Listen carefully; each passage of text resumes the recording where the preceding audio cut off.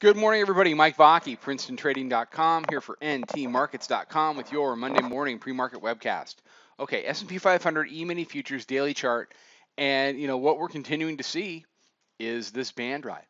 1, 2, 3, 4, 5. We're in our 6th day. The Bollinger Bandwidth is up at 8.74, so the bands are starting to get into the edge of being expanded. They are expanded. They're not blown out. But the onus begins to really be on the bears to continue to sell rallies, and not really permit what is, in my opinion, a pending, multi-day rally. I think that multi-day rally will ultimately be a sell, but at the same time, it's coming. Now, I think a lot of what happened late last week was about people trying to catch that. And, we even got caught up in a nasty one Friday afternoon after having a great day. I mean, we ended up still having a really good day, but we didn't have a great day because we got caught trying to grab that low, late in Friday regular session. So, I mean, you got to cut it and do whatever you need to do. You don't want to wreck your day or wreck your week or wreck your month in our case. What's been an excellent start for the year. But that's what happens when you try to pick lows in a market that doesn't want to go up. Now, we have come 40 handles from 45 handles actually from the lows. I'm sorry, 35 handles from the lows on Sunday night. We did 1893 in change. We've done as much as 28.29. We pushed up twice. Let me get over on a 5-minute chart.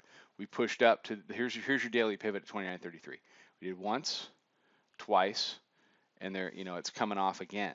So job one for the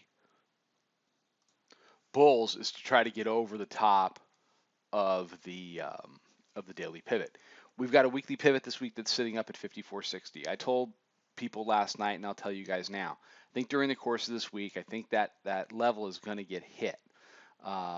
It's not going to be an easy ride to get there, but it's very unusual that you don't go and test a weekly pivot. And to the extent that a multi-day rally is likely in the cards, a move up to 54.60 at some point this week isn't out of line. The question becomes what happens when we get there. That's going to be what this week is about. When we get the rally, what do the bears do with the rally? Are they going to lay down? Are they going to pull in October of 2014? Are they going to pull in August of 2015? Are they going to lay down? If they lay down, then you're going to get another massive Saturn rocket rally higher because the bears don't have what it takes to stop it. For me, that's a lower probability outcome. I think what is more likely is that we get a rally and that rally is sold. Now, when you say the rally's sold, you're talking about a lot of real estate. And I don't pretend to get a crystal ball out here and tell you when it's going to stop because that's just idiocy. People blow up accounts doing that crap. You got the mid band way up here at 2013 that's diving dramatically. You've got a weekly pivot that's sitting in here in the 54s. You've got some resistance. You got a fail point at 64.75. So if you're a bear, the risk is you have a very good chance of being very early and going through a lot of pain trying to anticipate where a multi-day rally is going to stop. Okay. To a certain extent, the easy money has been made short, at least for this round. What I'll be interested to see today is, does the daily pivot hold up? Does the lower band here hold up, which is trading, 1925, 1926? We've been in what I call the channel, which is the space between the second and third standard deviation bands, going on for 3 days.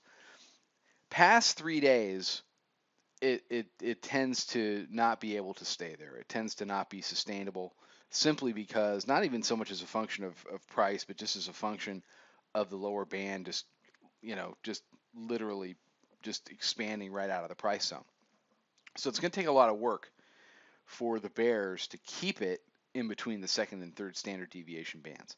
That said, if recent history of tape action repeats itself, we've got a 35 handle move off the lows from Sunday night, and that sets up some kind of a morning high that gets sold in RTH. The bulls have the onus on them to break that dynamic, to get over the daily pivot and try to make a run at the weekly pivot. All right. Everybody have a great day. Follow us on Twitter at Princeton Trader. Check out the website. Check out the chat room. I'll be back tomorrow morning with another webcast. Trade them well, everybody.